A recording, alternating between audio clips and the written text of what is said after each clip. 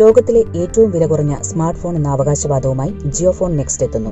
മുകേഷ് അംബാനിയുടെ സ്വപ്ന പദ്ധതിയായ JioPhone Next വരും ദിവസങ്ങളിൽ ഷിപ്പിംഗ് ആരംഭിക്കും. 2021 സെപ്റ്റംബർ 10 മുതൽ JioPhone Next വിപണിയിൽ ലഭ്യമാകുമെന്നായിരുന്നു പ്രഖ്യാപനം. ഗൂഗിളുമായി സഹകരിച്ചാണ് JioPhone Next എന്ന ആൻഡ്രോയിഡ് ഫോണിന്റെ നിർമ്മാണം. അത്യാധുനിക ഫീച്ചറുകളുള്ള വില കുറഞ്ഞ സ്മാർട്ട് ഫോൺ എന്നാണ് കമ്പനിയുടെ അവകാശവാദം. Voice assistant, automatic read aloud, smart camera ഫീച്ചറുകളോടുകൂടിയായിരിക്കും ഫോൺ എത്തുക.